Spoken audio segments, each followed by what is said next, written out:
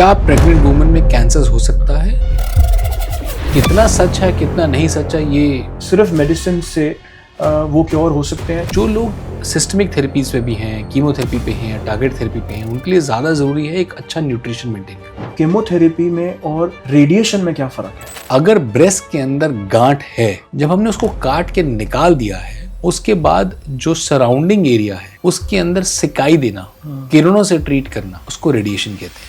Main and women में अलग अलग तरीके की स्क्रीनिंग होती है। स्क्रीनिंग के काफ़ी इंपॉर्टेंट फायदे हैं, are not only the fitness goals but they are cancer prevention tools also. Recurrence के चांसेस किसी पर्टिकुलर स्टेज में बढ़ जाते हैं। सो अपने आप में रेकरेंस एक बहुत हार्ट ब्रेकिंग मोमेंट होता है। जिस लड़ाई से एक बार लड़ा था और आपने सोचा था आपने विजय पा ली है, उसके बाद उसी का वापस आना बहुत डिफिकल्ट चीज़ होती है।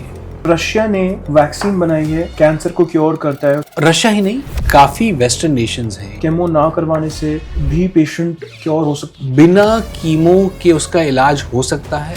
उसका आंसर है हाँ, हो सकता है। क्या वो करवाना चाहिए? उसका आंसर है नहीं, नहीं करवाना चाहिए। कोई ऐसी हैबिट जो कैंसर का रिस्क कम कर देती है?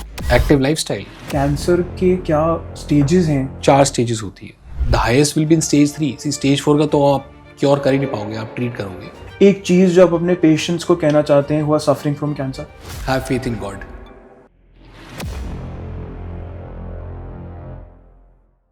हेलो दोस्तों, वेलकम बैक टू द तने तुलसानी पॉडकास्ट। आज हमारे साथ हैं डॉक्टर भुवन चुग, जो एक रिनाउंड मेडिकल ऑन्कोलॉजिस्ट हैं। इस कॉन्वर्जेशन में हम बात करेंगे कि कैंसर कैसे होता है, कैंसर के कॉमन मिथ्स क्या हैं, कैसे इसे प्रिवेंट किया जा सकता है और आज के टाइम में क्या मॉडर्न ट्रीटमेंट्स अवेलेबल हैं। साथ ही हम डिस्कस करेंगे कैंसर के डिफरेंट स्टेजेस, एज ग्रुप के हिसाब से डिफरेंसेस और अर्ली डिटेक्शन कैसे लाइफ सेव कर सकता है। Welcome to our podcast, Doctor. I'm really happy to have you around. Meaningful conversation around how to prevent cancer and what are the early stages. तो मेरा पहला क्वेश्चन ये है कि कैंसर के क्या स्टेजेस हैं जिस पर टाइमली ये प्रिडिक्ट हो जाए कि कैंसर है, and how can this be prevented at an early stage? Thank you तने, thank you for having me. It's a privilege. So जब हम कैंसर की बात करते हैं तो उसमें 4 स्टेजेस होती है, 1, 2, 3 and 4। So stage 1, 2 and 3 are the stages जब कैंसर क्योरेबल होता है।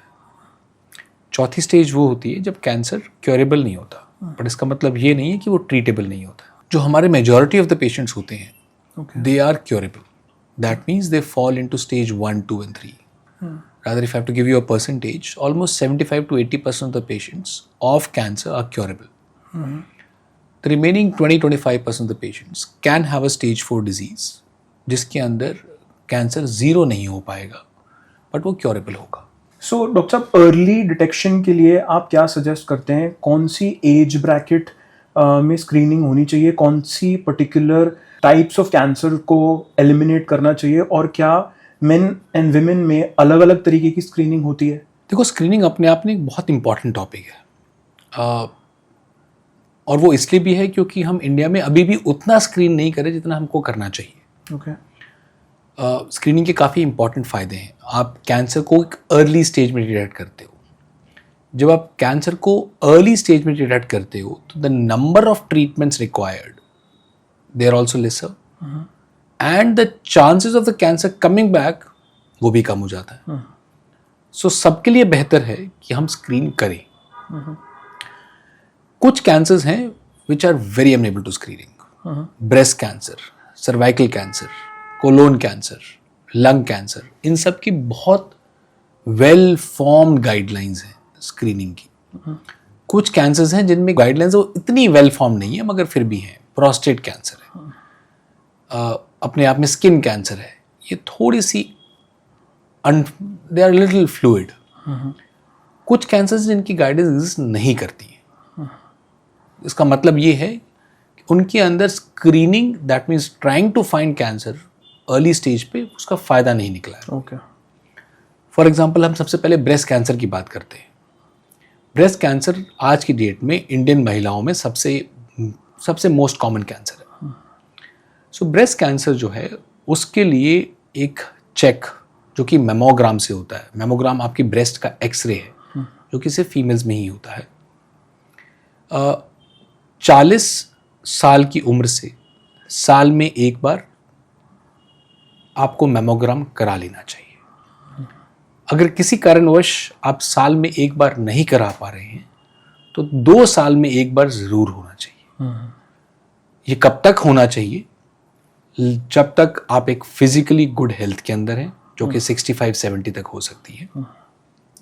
That means once a year, starting from the age of 40, up till the age you are physically active.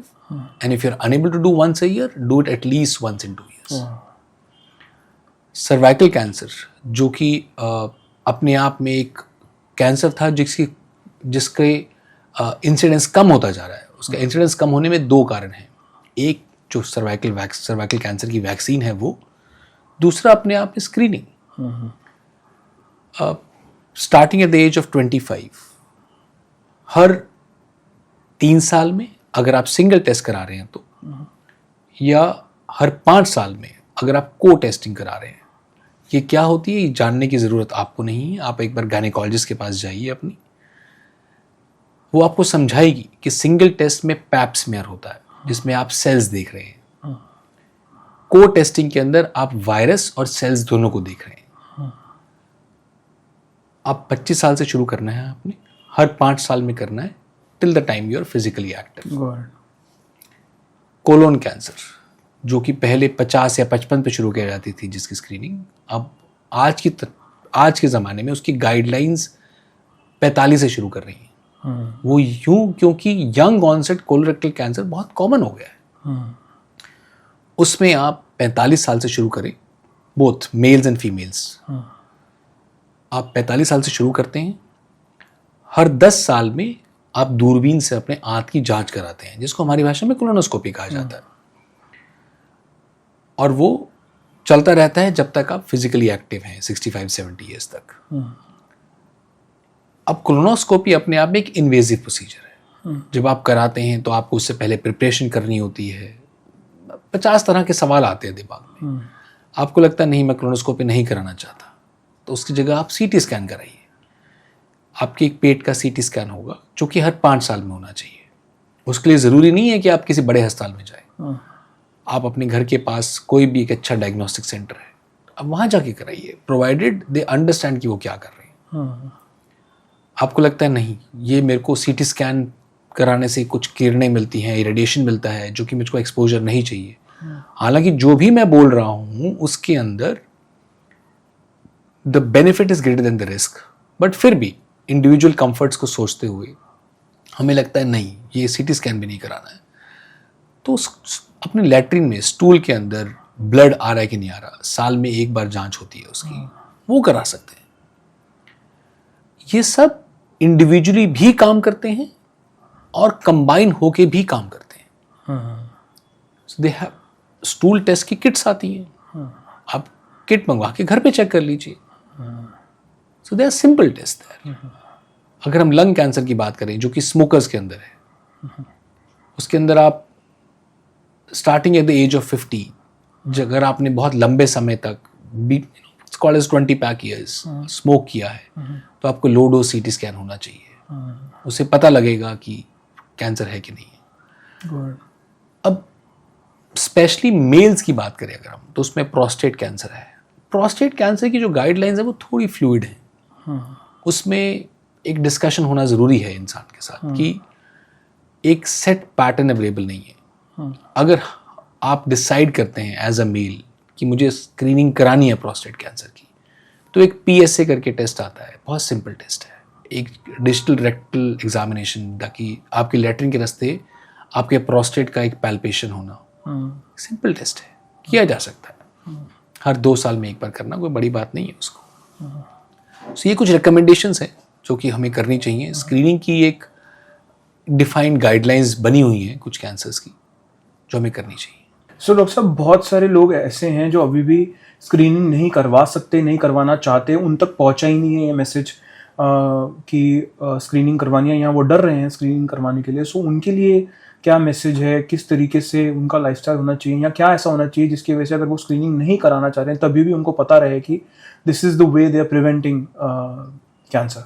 Wait gain and weight loss, I think अपने आप में जो post menopausal female है ये आंकड़ा है कि हर 5 किलो वजन बढ़ने पे in a post menopausal state 5% breast cancer का रिस्क इंक्रीज होता है। एंडोमेट्रियल कैंसर, जाकि जो यूट्रस का कैंसर होता है, जो बच्चेदानी का कैंसर है, जब आपका BMI एक सर्टन कट वैल्यू से ऊपर जाता है तो रिस्क ऑफ एंडोमेट्रियल कैंसर बढ़ता है, यूट्रिन का कैंसर बढ़ता है। देखिए, 2-3 गोल्डन रूल्स जो मैं कहना चाहूँगा। एक पहला गोल्डन रूल है कि the weight and waist control are not only the fitness goals but they are cancer prevention tools also. So that is golden rule number 1. Second is smoking cessation and an active lifestyle. These are 2 further independent golden rules to bring down the incidence of cancer. अपने आप में weight control करना, smoking cessation करना और active lifestyle maintain करना, ये 3 almost लगभग 30 to 40% chances of cancer कम कर देते हैं अगर we are able to follow them. So अगर किसी कारणवश आपको लगता है स्क्रीनिंग नहीं करवानी, so doing these 3 things would be a good first step. Doctor साहब, आप कॉन्स्टेंटली इस तरीके से इन केसेस से घिरे होते हैं, so how do you maintain your emotional balance and what are the kind of cases that you see on a daily basis where they take you to a next level of thinking on or research on how cancer happens and how it completely changes somebody's life or somebody's total family. तो उसके बारे में भी थोड़ा हमें explain करें. Sympathy is something which you are born with. Empathy is a very learned exercise. So to feel for people who come to your clinic to seek advice, to step into their shoes आसान नहीं होता है. It takes years and years of missteps to finally land the steps. आपकी body language क्या होनी चाहिए, आपकी भाषा क्या होनी चाहिए, and while maintaining the correct science. So आप अपने एडवाइस में साइंटिफिकली गलत नहीं हो सकते, मगर उसको किस तरीके से बोलना है और समझाना है is where the entire experience comes in. तो speak what you want in the language the patient best understands is the entire conversation part to it. कुछ ऐसे केसेस जिन्होंने आपकी पूरी अंडरस्टैंडिंग ऑफ ऑन्कोलॉजी को चेंज कर दिया या मैच्योर कर दिया, जो आपने देखे अपनी प्रैक्टिस में? देखिए, हर केस अपने आप में एक स्पेशल केस होता है. Every patient teaches you something. ऐसा नहीं हो सकता कि आप किसी भी केस से कुछ ना सीखें. कुछ ना कुछ तो आपको सीखने से मिलेगा. हाँ, कुछ हमेशा ऐसे केसेस होते हैं which have a lasting impact on you, चाहे वो नेगेटिव हो चाहे वो पॉजिटिव हो, पर लर्निंग दोनों में है. Like any experience physician would have it. Obviously I have also had a few patients जिनमें कि आपको कुछ अच्छा सीखने को मिला और कुछ नॉट सो अच्छा सीखने को मिला. सक्सेस स्टोरी आपको होता क्या है, इसमें रिकॉल बायस होता है. जब आप मुझसे पूछ रहे हैं तो मुझे सिर्फ अच्छा याद आ रहा है, मुझे बुरा याद नहीं आ रहा है, क्योंकि we obviously tend to forget the bad things. But हाँ, there are patients whom you thought कि ये तो सर्वाइव नहीं करेंगे, मगर अब सालों हो गए हैं और वो बिल्कुल ठीक चल रहे हैं, कैंसर रिकर नहीं हुआ है. देयर आर पेशेंट्स जिनके साथ आपने अपनी with the best of your abilities you have started the treatment, it failed, and then you started the next and the next, and एक एक करके आप ट्रीटमेंट लाइन उनकी प्लान करते जा रहे हैं और पेशेंट ठीक चलता जा रहा है. सो इसमें बहुत मेहनत लगती है. आप सोचिए कि cancer is a very smart disease. मतलब उसके अंदर आप जो भी एक स्टेज 4 कैंसर को देंगे, वो उससे किसी न किसी टाइम पीरियड पे उससे रेजिस्टेंस क्रिएट कर लेगा या काम करना बंद कर देगा. सो आप think of it as a battlefield. आपके सामने एक एनिमी खड़ा है जिसके लिए आपने अपनी एक लाइनिंग लगा रखी है, एंड कभी ना कभी वो उस लाइनिंग को पार करेगा, and you have to outsmart him again, and then you have to outsmart him again. So it's a constant battle which you keep fighting to keep the cancer at bay. And that is where the reading comes into factor. Experience काम में आता है कि इसमें ये अच्छा काम करता है मगर इसमें ये दिक्कत भी होती है. So I think काफ़ी चैलेंजिंग और इंटरेस्टिंग काम होता है because you know obviously while being emotionally involved आप अपने आप को एक स्टेप बाहर रख के अपनी ट्रीटमेंट लाइंस प्लान कर रहे होते हैं. आप एक इंसान की ज़िंदगी को ठीक करने वाले हो, उसके कैंसर को समझ के, तो उसमें आप इंसान की इमोशंस में भी इन्वॉल्व हो मगर उसकी ट्रीटमेंट भी आपको डिसाइड करनी है. तो एक थोड़ा सा इंटरेस्टिंग मिक्स बनता है इसके अंदर जाके. हाँ, बट चैलेंजिंग यस. तो डॉक्टर साहब रिलैप्स के बारे में थोड़ा बात करते हैं. बहुत सारे केसेस ऐसे हैं जो मैं समझता हूँ कि रिलैप्स होते होंगे, तो क्या उसमें ट्रीटमेंट प्रोटोकॉल सेम होता है कि केस टू केस बेसिस पे चेंज होता है, और रिलैप्स का परसेंटेज क्या है एटलीस्ट हमारी कंट्री में? आई थिंक रिलैप्स ना अपने आप में एक बहुत इमोशनल टॉपिक है. साइंटिफिक तो है ही बट इमोशनल टॉपिक है. वो इमोशनल टॉपिक इसलिए है क्योंकि अब जब भी किसी इंसान का कैंसर ट्रीट करते हैं या क्योर करते हैं ज़्यादा, तो एक ये भावना या डर रहता है कि ये वापस आने वाला है. सो जो सबसे इम्पॉर्टेंट क्वेश्चन आपके लिए होता है आपकी रोज़मर्रा की प्रैक्टिस में कि यार कैसे पेशेंट को कैसे बोला जाए इस चीज़ से डील करने के लिए कि रेकरेंस हो सकती है. तो देखिए, अगर पेशेंट जिसका ट्रीटमेंट चल रहा है या जो नॉर्मल ट्रीटमेंट ख़त्म होने के बाद नॉर्मल ज़िंदगी जी रहा है, अगर वो सिर्फ इस चीज़ पे फोकस करेगा कि यार मेरा वापस आ जाएगा, तो फिर उसकी लाइफ थोड़ी सी मुश्किल हो जाएगी. सो अपने आप में रेकरेंस एक बहुत हार्ट ब्रेकिंग मोमेंट होता है. आपने जिस लड़ाई से एक बार लड़ा था और आपने सोचा था आपने विजय पा ली है, उसके बाद उसी का वापस आना एक बहुत बहुत डिफ़िकल्ट चीज़ होती है. जहाँ तक उसको ट्रीटमेंट करने की बात है, उसमें कई सारे फैक्टर्स आते हैं. एक फैक्टर ये आता है कि कितने समय के बाद वापस आया है. हर कैंसर में उस समय का एक अलग डेफिनेशन है, उस समय की एक अलग वैल्यू है. एक जनरल रूल है, the longer it comes after, as in जितने ज़्यादा समय के बाद आए उतनी अच्छी बीमारी होती है. देखो, बेस्ट बीमारी है तो कैंसर होना, and the second best is it should get cured. हाँ, अगर वो किसी कारणवश वापस आ गया है तो उस पेशेंट को उस टाइम पे स्पेस देना, स्ट्रेंथ देना, संभालना अपने आप में एक थोड़ा सा चैलेंजिंग होता है. जहाँ तक ट्रीटमेंट करने की बात है, उसके जो वेरिएबल्स होंगे वो बहुत ज़्यादा होंगे. फॉर एग्जांपल, किसी को अगर एक particular type of breast cancer है जो कि दिमाग में जल्द वापस आता है या किसी ऑर्गन में ज़्यादा वापस आता है, उसका ट्रीटमेंट अलग होगा वर्सेस किसी को हार्मोन पॉजिटिव तरह का ब्रेस्ट कैंसर है जो कि सबसे कॉमन तरह का ब्रेस्ट कैंसर है, वो हड्डियों में वापस आता है और वो 7-8 साल के बाद आता है. So I don't think this the platform to talk about उसका ट्रीटमेंट कैसे होगा, क्योंकि वो इतने ज़्यादा वेरिएबल्स क्रिएट होंगे कि आई थिंक मायने ख़त्म हो जाएगा. बट हाँ, आई थिंक जो एक लाइन हम I would like to tell it out is every recurrence will be treated as an individual recurrence.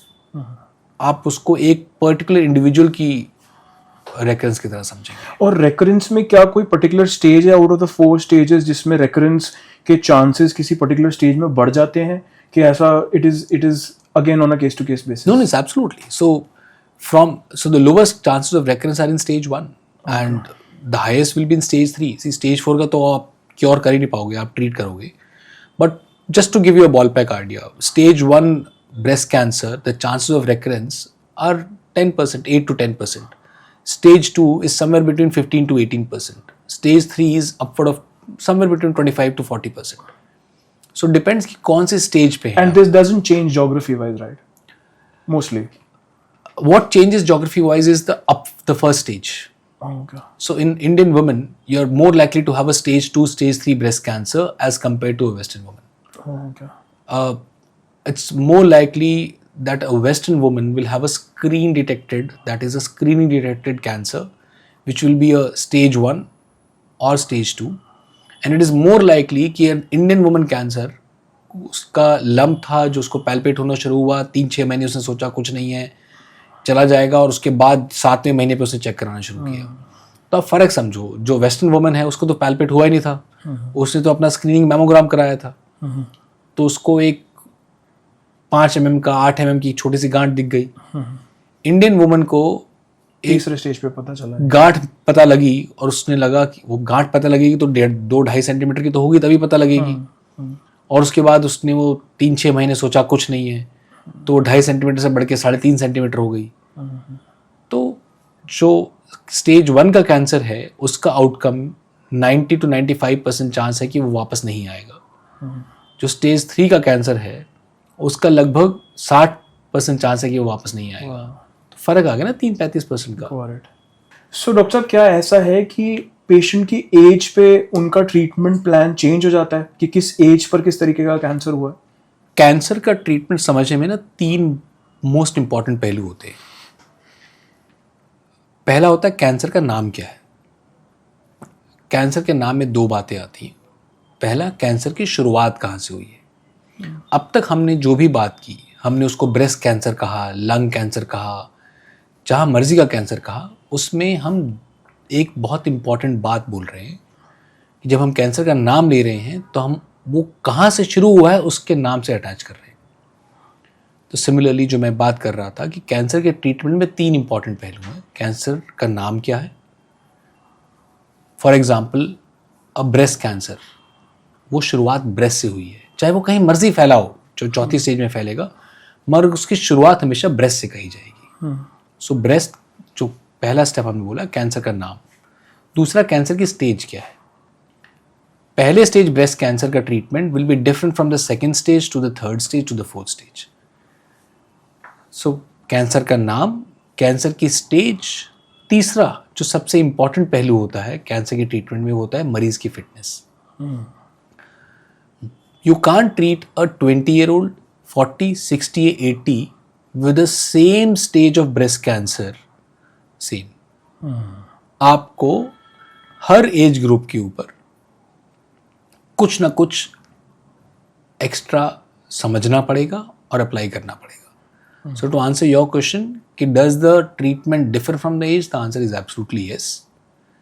Because एक बहुत important होता है समझना कि पेशेंट की जो बीमारी है वो कैसी है, उसके लिए मैं क्या बेस्ट यूज़ कर सकता हूँ, और पेशेंट क्या बेस्ट टॉलरेट कर सकता है। तो ये तीनों बहुत इंपॉर्टेंट चीज़ें होती हैं। डॉक्टर साहब, मैं जानना चाहता हूँ कि केमोथेरेपी में और रेडिएशन में क्या फ़र्क है। जो कैंसर की ट्रीटमेंट है उसमें 2 लोकल मोडालिटी यूज़ होती हैं। मैं आपको एग्जाम्पल के तौर पे शुरू करता हूँ। आई थिंक थोड़ा सा आसान होगा आपके लिए समझना और जो सुन रहे हैं उनके लिए भी समझना। फॉर एग्जाम्पल, हम ब्रेस्ट कैंसर की बात करते हैं। अगर ब्रेस्ट के अंदर गांठ है और अगर वो कैंसर आ गई है तो हम उसको ब्रेस्ट कैंसर कहेंगे। उसमें आप समझिए, हमने उसको ब्रेस्ट कैंसर तब कहा है जब उस कैंसर की शुरुआत ब्रेस्ट से हुई है। डिपेंडिंग ऑन कि उसका कैंसर का कौन सा टाइप है, उसमें तीनों मोडालिटी यूज हो सकती हैं।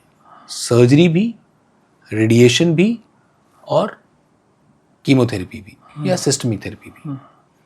सर्जरी का मतलब उस गांठ को काट के निकाल देना, चाहे वो मैं पूरा ब्रेस्ट निकालूं चाहे सिर्फ गांठ निकालूं, उसकी अलग मोडालिटी है, मगर सर्जरी मतलब उसको काट के निकाल देना।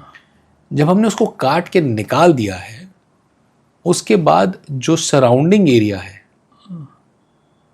उसके अंदर सिकाई देना, किरणों से ट्रीट करना, उसको रेडिएशन कहते हैं। तो आप दोनों में देखिए एक चीज कॉमन है कि हम दोनों से लोकली ट्रीट कर रहे हैं। हमने सर्जरी भी उसी भाग की है और रेडिएशन भी उसी के चगोर या उसी भाग का किया है। जो सिस्टमिक थेरेपी है, जो कि नस के थ्रू दी जाएगी मेजॉरिटी केसेस में, या जो गोलियों के थ्रू दी जाएगी, उसको हम कीमोथेरेपी का नाम, आम भाषा में हम कीमोथेरेपी बोलते हैं। तो ये 3 डिफरेंस हैं इन तीनों मोडालिटीज के अंदर। डॉक्टर साहब, रशिया ने एक वैक्सीन बनाई है जो वो क्लेम करते हैं कि अर्ली स्टेज में कैंसर को क्योर करता है उस वैक्सीन को लगाने से, जहाँ पर मल्टीपल कॉन्वर्जेशंस हो रही हैं। सो आपका उसके बारे में क्या कहना है? हम जब भी वैक्सीन की बात करते हैं तो आपके दिमाग में क्या आता है जब आप वैक्सीन की बात करते हैं? ज़्यादातर prevention. So this is the first which is different. जब हम रशियन वैक्सीन की बात कर रहे हैं तो उसमें हम प्रिवेंशन की बात नहीं कर रहे, हम उस दवा की बात कर रहे हैं जो कि कैंसर के मरीजों को दी गई है, जिनको हो चुका है। So first of all there is nothing preventive about it. वो अपने आप में दो तरह की वैक्सीन की बात की गई है रशिया की, जो वैक्सीन की आप बोल रहे हैं। एक ऐसे वायरसेस हैं जो कि आपकी बॉडी के अंदर ट्रेन करके डाले जाते हैं, जो कि कैंसर को जाके ख़त्म करते हैं और आपकी बॉडी की इम्यूनिटी को स्ट्रॉन्ग करते हैं। जो एक दूसरी तरह की वैक्सीन है जिसको हमारी भाषा में mRNA वैक्सीन बोलते हैं, वो एक पर्सनलाइज वैक्सीन्स होती हैं जिसका काम भी अगेन प्रिवेंट करना नहीं है, कैंसर को क्योर करना है या कैंसर को ट्रीट करना है। रशिया ही नहीं, काफ़ी वेस्टर्न नेशंस हैं या काफ़ी और कंपनीज भी हैं जो कि पर्सनलाइज mRNA वैक्सीन बना रही हैं, जो कि रशियन वैक्सीन से ज़्यादा एडवांस स्टेज पे पहुंच चुकी हैं। So I think in other 4-5 years this is something which is on the horizon. The personalise mRNA vaccines will be part of the standard armamentarium जो कि ऑन्कोलॉजिस्ट के पास होगा to take care of the cancer. दोनों के अंदर 100% cure is a wrong word. ऐसा कोई भी जो पीयर रिव्यू आर्टिकल्स हैं जो कि ओपन टू क्रिटिसिज्म या open to review by the बाकी जो साइंटिफिक एक्सपर्ट्स होते हैं उनके पास हैं, उसमें ये 100% बात निकल के नहीं आई है। रादर इन ह्यूमन ट्रायल्स जो वायरस वाली है उसके अब तक in human trials I don't think उनकी रिपोर्ट्स आई हैं अभी। सो हाँ, these are promising first steps. I wish कि ये जितना सच हो पाए वो हो पाए, but nothing on ground as yet and which can be given to my patient tomorrow. Doctor साहब, प्रिवेंटिव वैक्सीन्स और प्रिवेंटिव पर कैंसर वैक्सीन्स पर से अभी आज की डेट में क्या क्या लेनी चाहिए एट एन अर्ली स्टेज, या किसी कोई प्रोटोकॉल डिफाइंड है जो आप एक्सप्लेन करना चाहते हैं? सो जो सबसे इम्पॉर्टेंट वैक्सीन्स हैं जो कि इंडियन गवर्नमेंट भी अब रिकमेंड करती है वो है HPV vaccine, human papilloma virus vaccine. अब है क्या कि कुछ कैंसर्स ऐसे हैं जो कि इन वायरसेस की वजह से होते हैं। ये जो वैक्सीन्स हैं ये उन वायरसेस के इन्फेक्शन से बचाती है, कैंसर से नहीं बचा रही है, मगर वो उन वायरसेस के इन्फेक्शन से बचा रही है आपको। सो फॉर एग्जांपल जो सर्वाइकल कैंसर वैक्सीन बोली गई है, दोनों बॉयज़ और गर्ल्स दोनों के अंदर जब वो 9 से 14 साल के होते हैं तो उनको 2 डोजेस दी गई हैं, पहले महीने और छठे महीने पे। जो महिलाएं या जो मेल्स हैं जो यूज़ करना चाहते हैं, but females more than males, जो 15 से 26 साल की हैं उनके अंदर यही 2 की जगह 3 डोजेस होंगे, 0, 2 एंड 6 मंथ्स पे होते हैं। 26 से बियॉन्ड जो डिस्कशन है वो बहुत इंडिविजुअलाइज डिस्कशन होता है। हालांकि जो वैक्सीन है उसका यूज़ अब तक 45 ईयर्स तक भी है, मगर जो मोस्ट इफेक्टिव है वो 9 to 14 में है, जो सेकंड मोस्ट इफेक्टिव है वो 15 to 26 में है।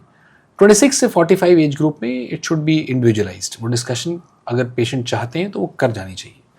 देखिए, उसका कारण ये है कि जैसे जैसे हम आगे जाते हैं तो हमारे जो HPV वैक्सीन्स, HPV वायरसेस हैं उनका एक्सपोजर बढ़ता जाता है, तो वो वैक्सीन की एफिकेसी उतनी ही कम होती जाती है।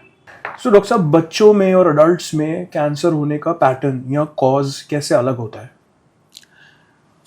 Very interesting question. सो जो एडल्ट्स का कैंसर है वो ज़्यादा लाइफस्टाइल से रिलेटेड है या वो उन फैक्टर से रिलेटेड है जो कि हमें दिखते हैं। Smoking, alcohol, obesity, lack of physical activity, ये ज़्यादा रोल्स प्ले करते हैं एडल्ट्स के कैंसर में। बच्चों के कैंसर में ये लाइफस्टाइल फैक्टर्स हैं उनका काफ़ी कम रोल रहता है। वो मोस्टली डेवलपमेंटल कैंसर्स होते हैं, जिसके अंदर ब्रेन कैंसर्स या कुछ अलग तरह के और कैंसर, ब्लड कैंसर्स ये होते हैं। उसके अंदर कुछ हिस्सा माइनर डिग्री 8 से 10% जीन्स की वजह से भी होता है, मगर large majority of them are unexplained. उसमें डेवलपमेंटल प्रोसेस में कुछ चेंजेस आए हैं या हल्के फुल्के जीन्स में प्रोसेस आए हैं, बट देन हाँ, जेनेटिक फैक्टर्स ज़्यादा देखे जाते हैं बच्चों में compare to the adults, yes. But क्या जेनेटिक फैक्टर्स अपने आप में एक बहुत बड़ा कारण है? नहीं। क्योंकि देखिए, एडल्ट्स के अंदर जो majority of the genetic cancers हैं वो जनरली 5 to 7 हेरिडिटरी फैक्टर्स, जो हमारी भाषा में कहते हैं, वो 5 to 7 है। This is slightly higher, they are 8 to 10% in children, but then lifestyles does not have a role to play in childhood cancers. Doctor साहब, प्रेग्नेंट विमेन में कैंसर के क्या चांसेस हैं? क्या आप केसेस देखते हैं? इसका क्या कोई प्रिवेंशन है? और अगर ऐसा हो रहा है तो बच्चे के केस में क्या प्रिकॉशनरी स्टेप्स लिए जाए, और कितना परसेंटेज है अगर आप डेली बेसिस पर देखते हो? सो क्या प्रेग्नेंट वुमन में कैंसर्स हो सकता है? उसका आंसर है हाँ, हो सकते हैं। देखिए, percentage will be very difficult to give, क्योंकि बहुत ही फ्लूइड पॉपुलेशन है जो कि प्रेग्नेंट होती है। बट हाँ, the most common cancer which we come across in pregnant women is breast cancers.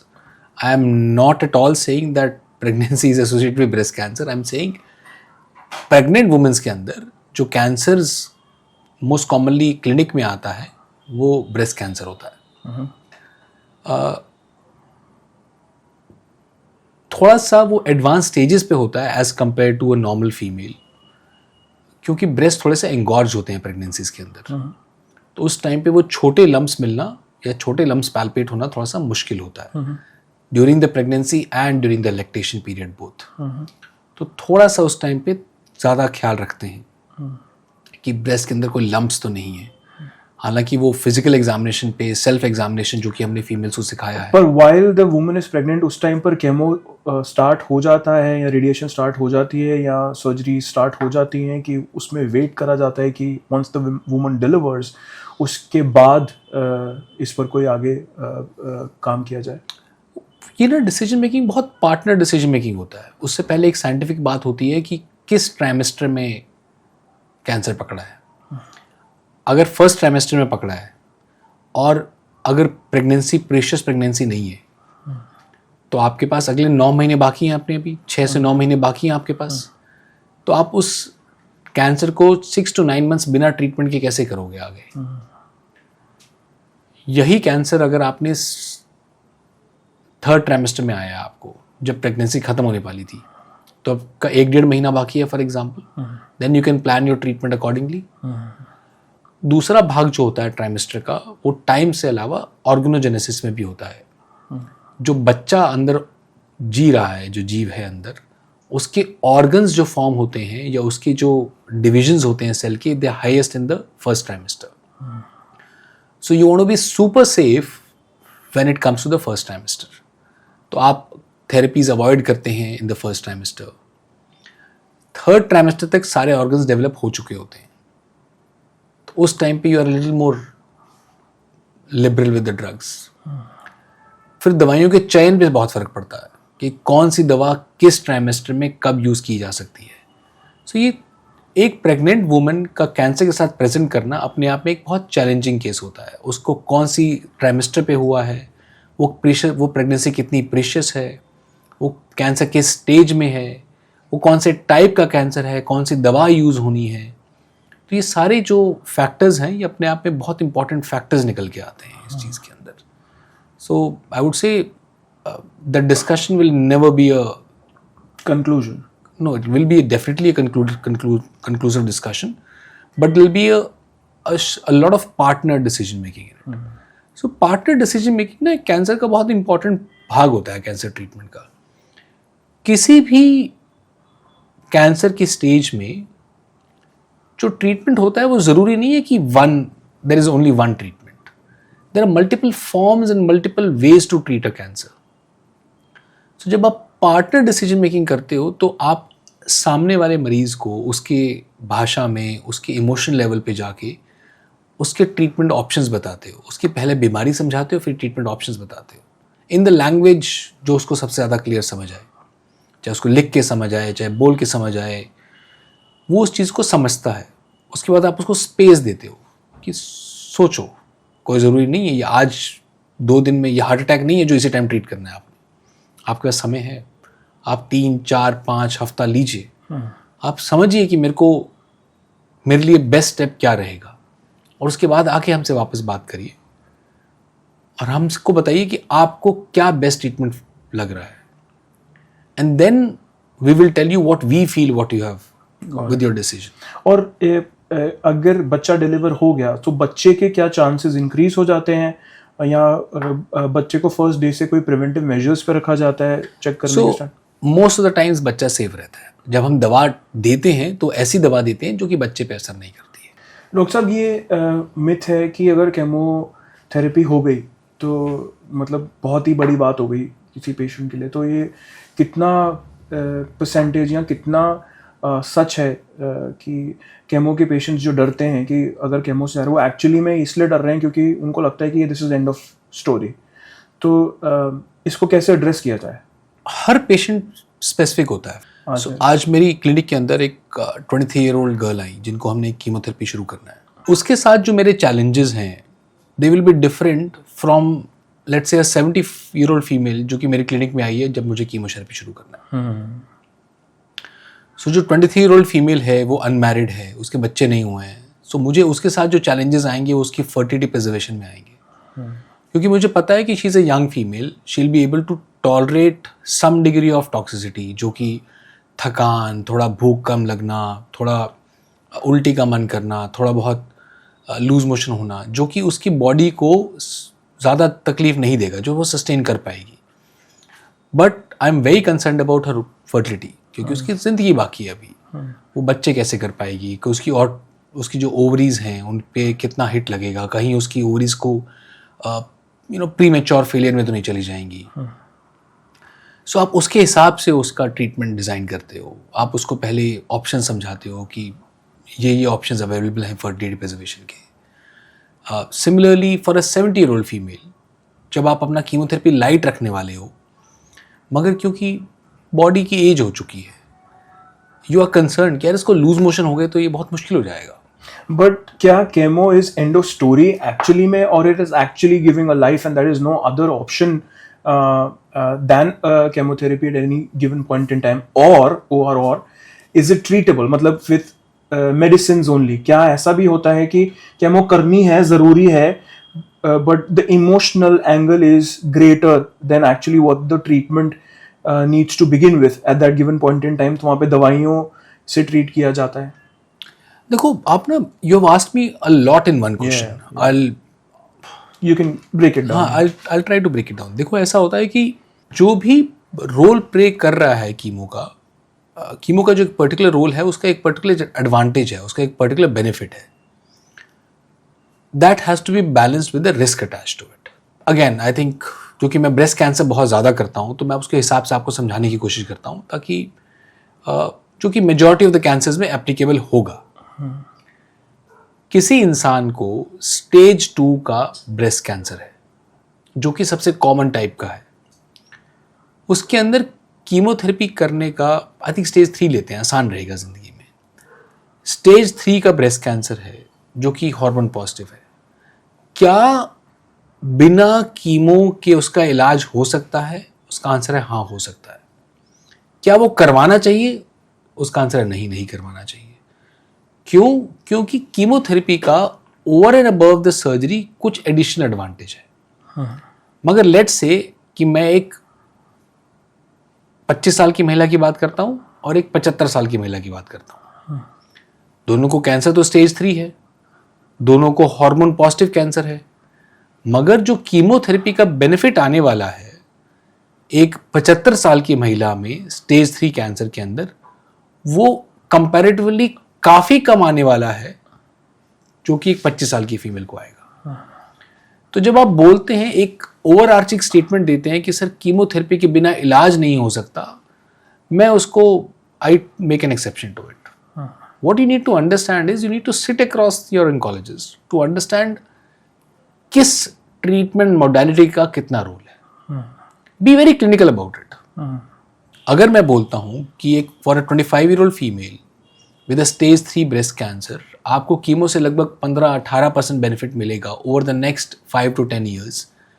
It's a huge advantage for a female who's 25. She has another 50 years to live.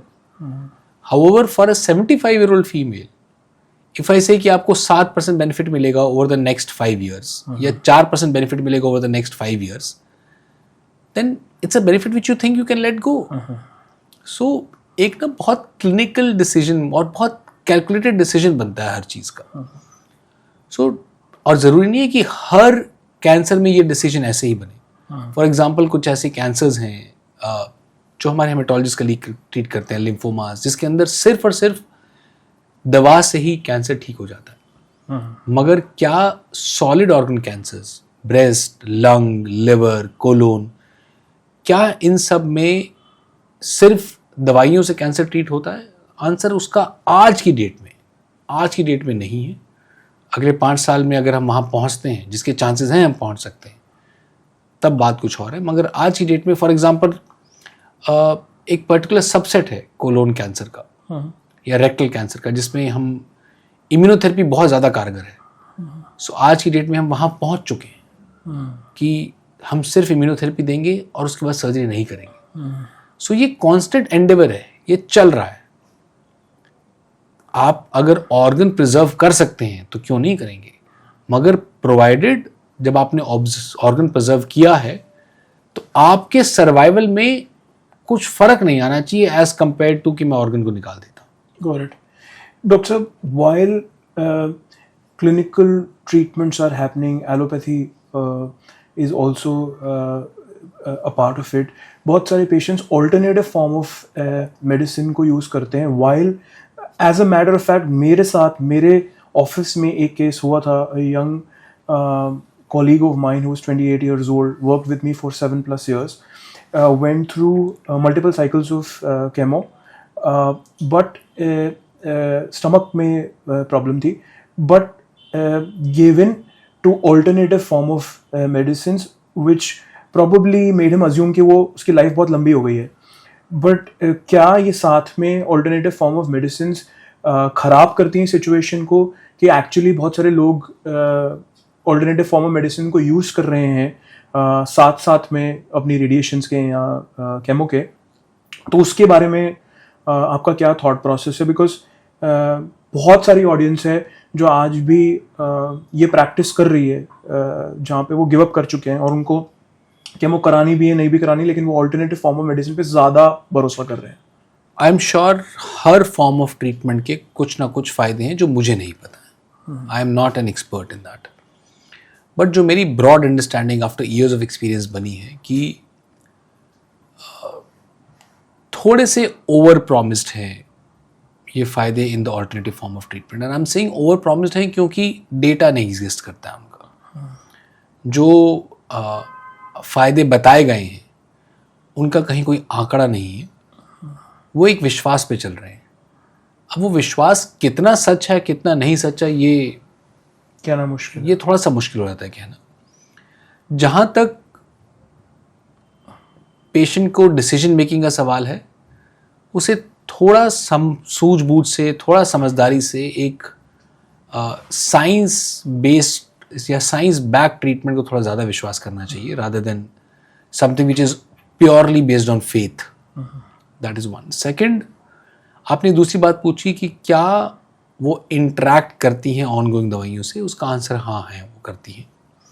That's the reason I humbly request my patients to not be on alternative form of medication while this treatment is going on. So you can choose not to take it. It's again, as I've told you, that I absolutely believe in something called as partner decision making. If you have decided not to undertake a treatment from a scientific back allopathic treatment, whatever it is called as, you're absolutely free to choose any treatment which you want. But if you have chosen to believe in science, then उसमें ना alternative form of treatment का थोड़ा सा concern ये रहता है कि टॉक्सिसिटीज produce होती हैं। जो भी आप ले रहे हैं ऑल्टरनेटिव फॉर्म ऑफ मेडिकेशन हैं, तो वो कुछ ना कुछ कहीं ना कहीं कोई तो केमिकल्स हैं, वो हैवी मेटल्स हैं, प्लांट बेस्ड हैं तो कुछ तो केमिकल्स हैं, कहीं ना कहीं तो बॉडी के अंदर जाएंगे तो मेटाबोलाइज होंगे। वो कैसे इंटरेक्ट करेंगे जो मैं दवाइयाँ दे रहा हूँ या जो मैं टारगेटेड थेरेपीज दे रहा हूँ या जो मैं इम्यूनोथेरेपीज दे रहा हूँ, उनके साथ इस चीज़ का मेरे पास डेटा नहीं है।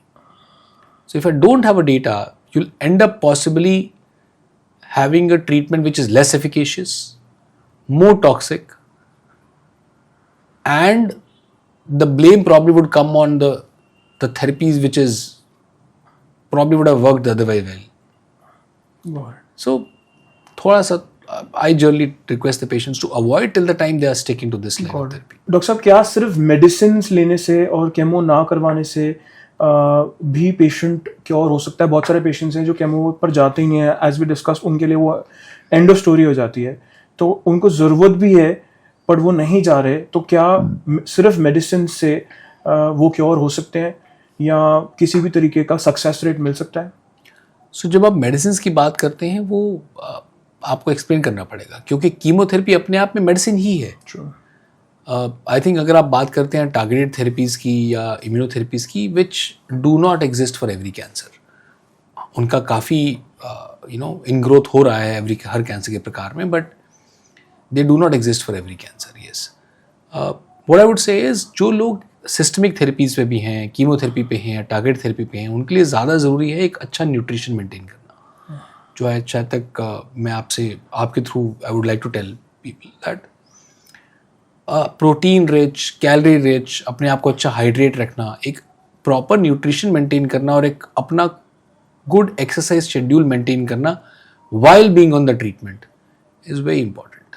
डॉक्टर साहब, अगले 8 से 10 साल में कैंसर थेरेपीज किस डायरेक्शन में जा रही है?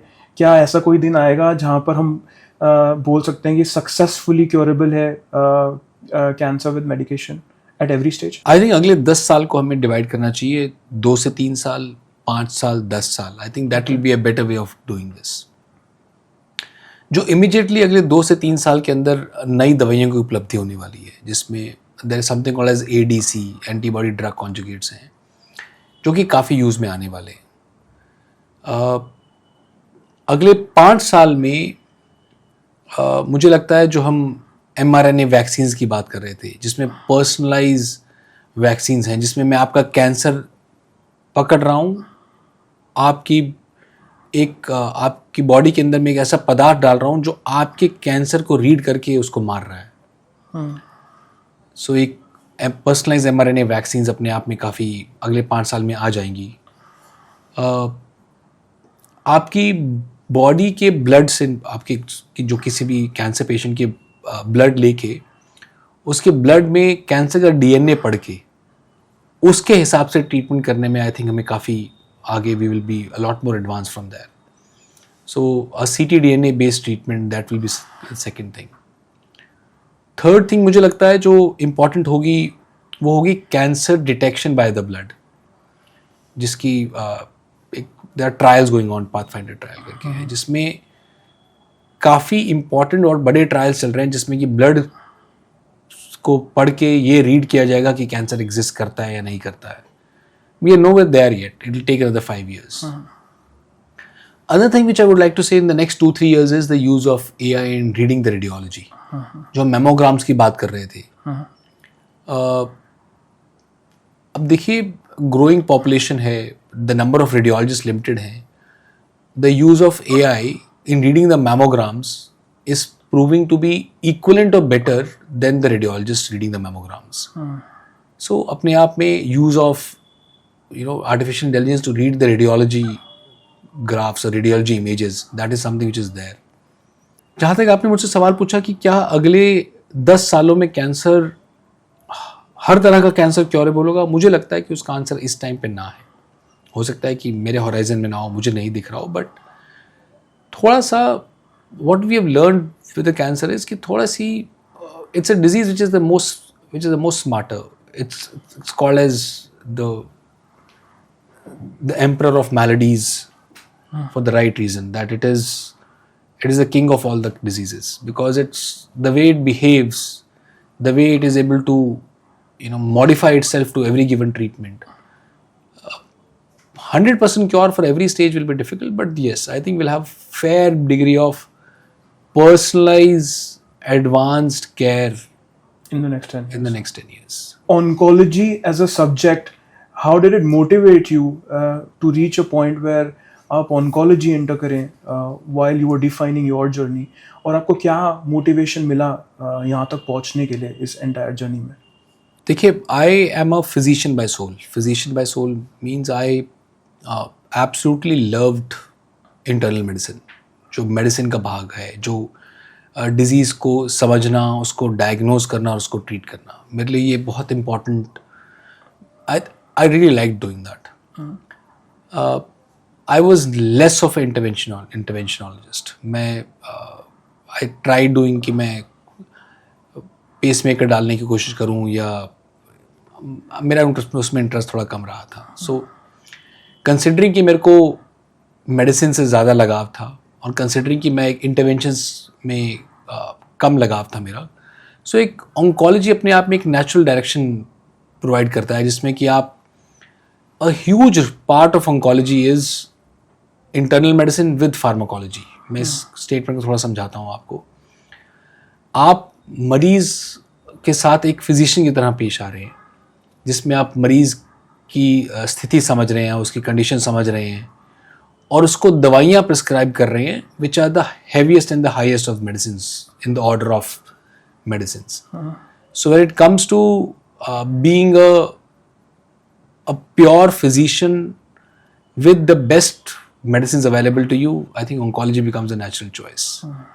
I don't know if you could understand that or not. Yes, but, I can. Yeah. But then it is something which, that's the reason I'm basically a oncologist rather than a cardiologist or a gastroenterologist or anything else. So doctor साहब, पहले case को treat करने से लेकर आज तक हमेशा मैं समझता हूँ कि कोई ना कोई इमोशनल इम्बैलेंस रहा होगा, बिकॉज आपकी स्पेशलिटी इतनी इंटेंस डिजीज को, आपने जैसे कहा कि किंग ऑफ ऑल डिजीजेस को ट्रीट करती है.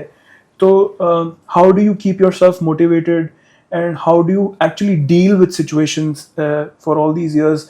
How have you reached this part of life while treating cancer patients? देखिए, इमोशनल हाई तो आपको इंटरनल मेडिसिन या मेडिसिन के भाग में ही आ जाता है, क्योंकि a person's life depends on your decisions starts in the time of internal medicines only. जब आप एक फिजिशियन या मेडिकल स्पेशलिस्ट होते हैं, उस टाइम पे किसी मरीज़ को अपनी दवाइयों से ठीक करना is a gift which was possibly endured to you at that time. जब ऑन्कोलॉजी की बात आती है तो what I like about oncology and how I keep myself motivated is the challenge of oncology. जो मैंने आपको बताया कि cancer is that enemy which is always at a guard. तो आपको उसको outsmart कैसे करना है is something which you have to able to learn. So आपको उसके आर्मर में चिंग्स ढूंढने हैं. इस कैंसर को मैं कैसे समझूं ताकि मैं उसको पंचर कर पाऊं.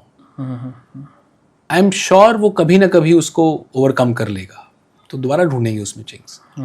बट देन टू उस कैंसर के फील्ड को समझना, उस कैंसर को समझना और उसके हिसाब से अपनी आर्मी बिछाना और उसके हिसाब से अपनी चॉइस ऑफ ड्रग्स रखना और उसके हिसाब से उनको देना, this is what the challenge of a cancer oncology is, and that's what keeps me motivated, that every new difficult case from beginning where you understand कि ये कौन से प्रकार का कैंसर है, to understand कि इस मरीज में कौन सी दवा काम करेगी, to इस मरीज के अंदर वो दवा काम करना बंद कर चुकी है और अगली दवा कौन सी देनी है, इस सब के पीछे एक बहुत लॉजिक, साइंस, एक्सपीरियंस है, and that is what keeps me motivated to, it's a very rewarding branch when you heal somebody and when they're actually healed and they're actually cured. You're healing the deadliest disease.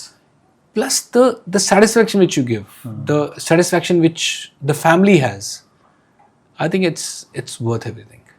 आपके पूरे career में कोई ऐसा case या कोई ऐसी learning जहाँ पे there was a lot of emotional imbalance, which ultimately led to a massive win, or something which was a case that you were left with as a learning for lifetime, जो आप हमें explain करना चाहें. So there are many. मतलब, as I told you previous also, that every patient teaches you something. So as one of the cases which I remember was a young 19-year-old female, मतलब 19 साल की young college going girl, had a lump in the breast and left it there for 6-8 months thinking कि she's too young to have a breast cancer. And we found her to have a stage 3, Wow. almost a touch short of stage 4 reaching breast cancer. Aggressive kinds. It was a very difficult decision for me as a physician, for her as a patient, and her parents as a parent, because आपकी जिंदगी suddenly बदल जाती है and आपके सामने you feel high क्या हो गया. You thought that you had everything in control. You come from an affluent family. You thought you had a bright future and have a whole life ahead of you. And suddenly there is a change in the life course. उस time पे parents को संभालना, patient की treatment plan करना, और वो treatment में there are many decision makings to be done. Fertility preservation, breast preservation, best cure rates. So एक there's a very significant discussion which has had to be had with the entire family. Touch wood, she's doing well. It has been almost 5 years now. She's been absolutely well, and I hope she remains to be doing well. She has gone ahead, completed a college, gone ahead, joined a job. So there are these moments where you think that it's so important to pause and count your blessings. Yeah. There are patients in which the patient is the sole earning member of the family.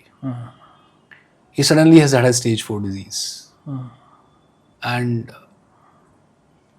the wife is dependent on the husband who's had the disease. The children are still young. It's a heartbreak when they come and sit with you. You got to do your job. You have to be clinical about the decision making, what is best for the patient. But then आप अपने आप को जुदा नहीं कर पाएंगे उस चीज से. You'll have to be, it comes and hits you. हैं cases हैं, मतलब that's what keeps you actually motivated and keep doing your best. So doctor साहब, हमारी एक प्रथा है कि हमारा कितना भी इंटेंस कॉन्वर्जेशन हो, हम डॉक्टर साहब से या अपने गेस्ट से पूछते हैं और एक रैपिड फायर राउंड करते हैं to know them more. So we would also want you to answer some questions in one-liners for a rapid fire. Are you ready for it? Absolutely. One myth about cancer जो आप तोड़ना चाहते हैं.